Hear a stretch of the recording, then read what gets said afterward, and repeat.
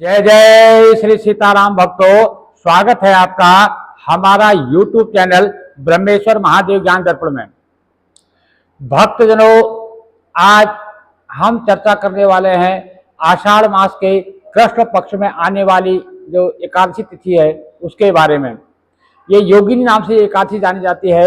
इसका जो महत्व है वो क्या महत्व है, इसका पूरा महत्व और इसकी सारी कथा हम आपको सुनाने जा रहे हैं। भक्तों, यदि आपने हमारे इस चैनल को अभी तक सब्सक्राइब नहीं किया, सब्सक्राइब कर लीजिएगा। वीडियो आपको अच्छी लगे तो इसको लाइक कीजिए, ज़्यादा से ज़्यादा उनको शेयर जरूर कीजिएगा। भक्तों, यदि आप हमारे इस वीडियो को लाइक करते हैं, इसमें कमेंट करते हैं तो हमें बहुत अच्छा लगता है। हमें लगता है कि वीडियो जो है आपको अच्छी लगी, इसलिए हमें जो है और ये वीडियो बनाने का प्रोत्साहन मिलता है। इसलिए इस वीडियो को देखने के बाद लाइक जरूर कीजिएगा। भक्तजनों, जो आषाढ़ मास के कृष्ण पक्ष में जो एकादशी आती है वो योगिनी नाम से जानी जाती है। तो ये योगिनी एकादशी जो है ये 2024 में है। ये 2 जुलाई मंगलवार 2024 को जो है योगिनी एकादशी का व्रत रहेगा। एकादशी तिथि का जो प्रारंभ है वो 1 जुलाई सोमवार को सवेरे 10:27 पे जो है एकादशी तिथि प्रारंभ हो रही है। जो 2 तारीख मंगलवार को सवेरे 8:43 तक जो है एकादशी तिथि रहेगी। तो 1 तारीख को जो है दशमी युक्त रहने से जो उसका जो व्रत है वो 2 तारीख को ही किया जाएगा, क्योंकि एकादशी का जो व्रत है वो हमेशा द्वादशी युक्त ही किया जाता है।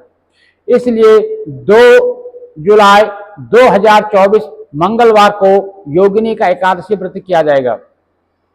भक्तजनों, जो एकादशी तिथि का जो इसके नियम है वो जैसे मैं पहले भी आपको बता चुका हूँ, उसी हिसाब से जो है दशमी का जो दशमी का जो नियम है वो 1 तारीख को किया जाएगा।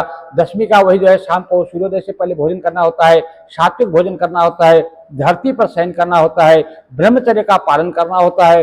और एकादशी के दिन प्रातः काल में जो है ब्रह्म मुहूर्त में उठ करके भगवान सूर्योदय से पहले उठना है और उसको स्नानादि से निवृत्त होकर के भगवान सूर्यदेव को अर्घ्य देना है, सूर्यदेव को नमस्कार करना है, धरती को नमस्कार करना है। उसके बाद जो अपने घर में बड़े बुजुर्ग जितने भी हैं उन सबको नमस्कार करके उनसे जो है व्रत के बारे में आज्ञा लेनी है।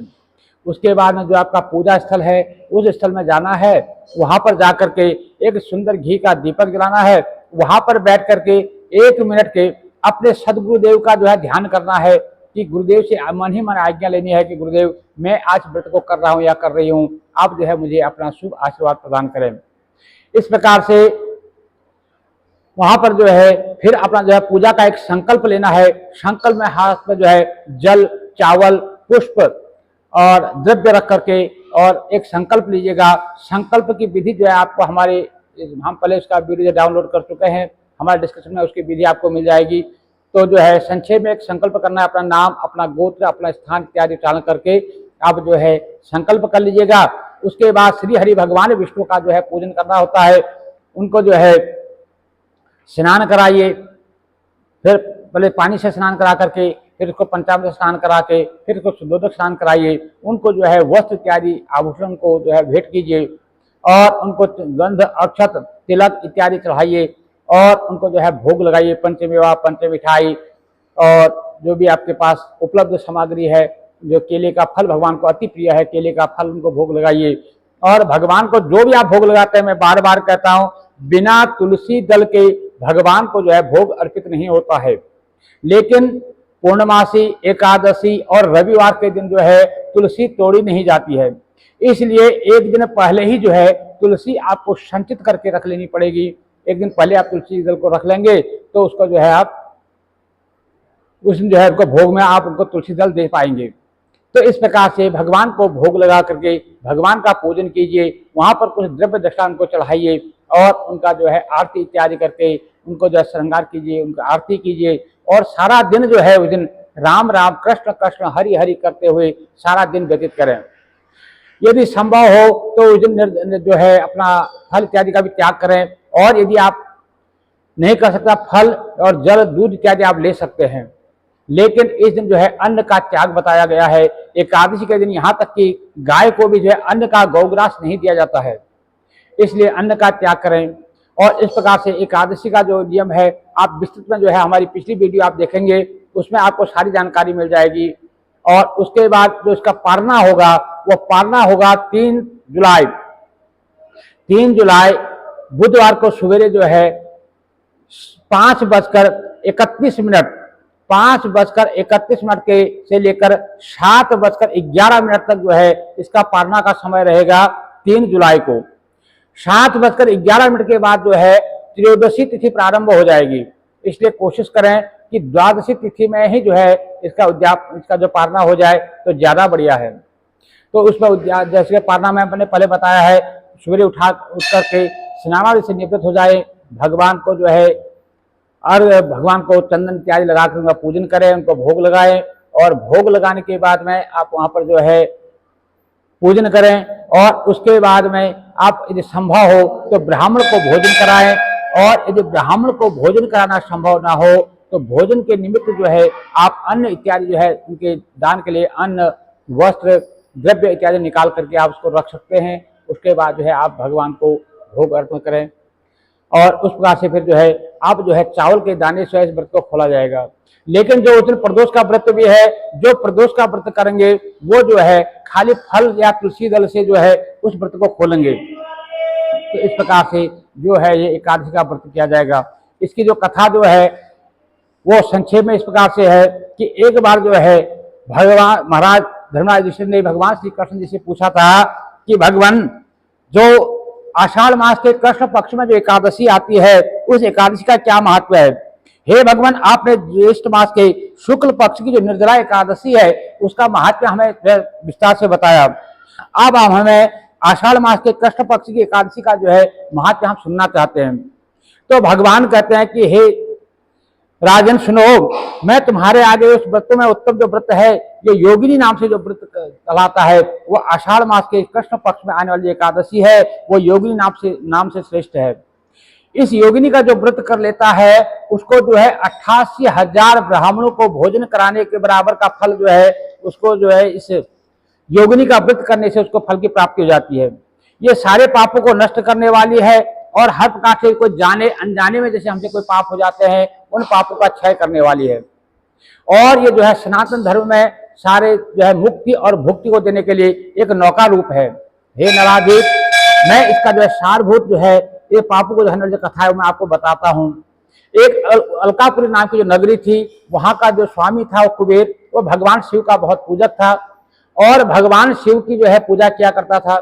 और उसके पास एक माली काम करता था जो फूल लेने का काम करता था। हेम माली नाम का माली था, यक्ष था, जो भगवान शंकर जी की पूजा के लिए कुबेर देवता के पास जो है फूल लाया करता था। उसकी जो यक्ष की धर्मपत्नी थी उसका नाम था विशालाक्षी थी। तो एक दिन क्या हुआ, वो जो हेममाली जो यक्ष था वो फूल लेने के लिए मानसरोवर में गया।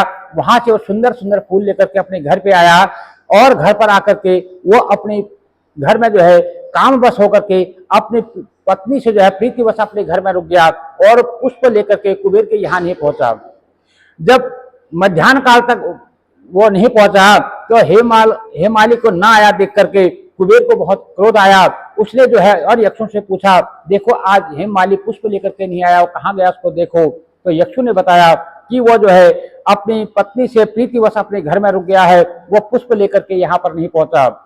तो उसी समय कुबेर ने उसको बुलवाया और उसको जो है श्राप दे दिया कि तूने जो है पूजा में विघ्न डाला है, तूने पुष्प न ला करके तो काम वशीभूत हो गया है, इसलिए तुझे श्वेत कुष्ठ से युक्त हो जा, तेरा स्त्री से जो है वियोग हो जाएगा, तो जो है अंधकार में जंगल में जाकर के वास करेगा और तो अधम स्थान को प्राप्त हो जाएगा। तो इस प्रकार से हेममाली नाम का जो यक्ष था उसको श्वेत ओढ़ हो गया, और वो भयानक जंगल में जो है जाकर के जहां अन्न था न जल था न फल था, तो ऐसी जगह में वहां वो गिर पड़ा, और वो ऐसे अंधकार में रह करके वहां पीड़ा से बहुत व्यतीत होने लगा।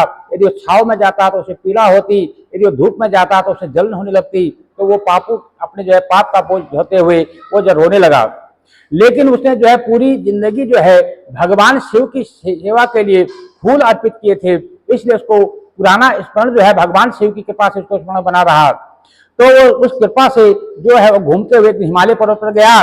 वहां पे उसे मार्कंडेय ऋषि के दर्शन हुए और मार्कंडेय ऋषि से उसने बताया कि महाराज, जो मार्कंडेय ऋषि ने उससे पूछा कि हे मालिक, तुझे कुष्ठ रोग कैसे हुआ, तो अपना सारा वृत्तांत हमें बता। तो उसने अपना सारा वृत्तांत बताया कि मैंने जो है ऐसे ऐसे कुबेर जो भगवान शिव की पूजा में पुष्प लाने में जो है मैंने देर करी, जिसके कारण जो है कुबेर के श्राप के कारण जो है मुझे ये कष्ट झेलना पड़ा है। तो इस प्रकार से अब हे भगवान, हे मार्कंडेय ऋषि से कहने लगा कि हे परमात्मा, आप तो महान तपस्वी हैं, आप सारे पापों को हरने वाले हैं, तीनों लोगों की जानने वाले हैं। आप ये बताओ कि मेरा ये कोढ़ कैसे छूटेगा, कुछ लोग से मुझे कैसे मुक्ति मिलेगी, मुझे इसके बारे में बताओ। तब वो कहने लगा, तो मार्कंडेय ऋषि ने बताया कि आप जाकर के आषाढ़ मास के कृष्ण पक्ष में जो एकादशी तिथि आती है, उस एकादशी का जो है आप व्रत करो। जो योगिनी नाम से एकादशी है, वो जाने अनजाने में किए हुए हर पापों का उससे नाश हो जाता है। तो इस प्रकार से उस हेमवाली ने जो है आषाढ़ माह के कृष्ण पक्ष की एकादशी का व्रत किया और उस व्रत के करने से जो है उसके सारे पापों का क्षय हो गया। तो इस एकादशी के जो है हृषिकेश नामक भगवान की पूजा करनी चाहिए। तो इस प्रकार से इस कथा को श्री भगवान श्री कृष्ण जी युधिष्ठिर से कहते हैं कि जो भी इस कथा को सुनता है, इसके कथा सुनने मात्र से मनुष्य के सारे पाप जो है नष्ट हो जाते हैं। और इस प्रकार से उन्होंने बताया, और इस प्रकार से जो है वो हेममालिनी जो है वहां से उस पाप से छूट करके अपने जो है स्वर्ग को गया और उसे जो है अपनी धर्मपत्नी वापस में प्राप्त हो गई और अपने स्त्री के साथ वो जो है सुख के साथ रहने लगा। तो इस प्रकार से भगवान कहते हैं कि हे नराधिप, हे राजन, जो इस योगिनी की जो व्रत को करेगा, योगिनी का जो व्रत करेगा, उसको जो है 88,000 ब्राह्मणों को भोजन कराने का जो फल मिलता है, वो फल जो है इस आषाढ़ माह के कृष्ण पक्ष की एकादशी का व्रत करने से उस फल की प्राप्ति हो जाती है। इसलिए मनुष्य जो भी जाने अनजाने जो पाप होते हैं, वो पाप जो है इस एकादशी के व्रत से जो है नष्ट हो जाते हैं। इसलिए हे राजन, मनुष्य को चाहिए कि येन प्रकार जो है एकादशी का व्रत करना चाहिए। तो इस प्रकार से हे सज्जनों, जो ये योगिनी एकादशी का व्रत का जो महात्म्य है वो मैंने सब संक्षेप में आपको सुनाया। यदि आपको जो है किसी प्रकार से व्रत को करने में समर्थ नहीं है, तो कम से कम उस दिन जो है अन्न का त्याग कर दिए, फल, दूध, जूस इत्यादि लेकर के भगवान को भोग लगा करके उसको जो है आप भोजन को अर्पण करें। इस प्रकार से उनका पूजन करने से आपको जो है हर सुख की प्राप्ति मिलेगी। भक्तों, यदि आपको हमारी ये वीडियो अच्छी लगती है तो इसको लाइक कीजिए, ज़्यादा से ज़्यादा लोगों तक शेयर कीजिएगा, और यदि अभी तक आपने हमारे चैनल को सब्सक्राइब नहीं किया तो सब्सक्राइब कर लीजिएगा। जय जय श्री सीताराम भक्तों।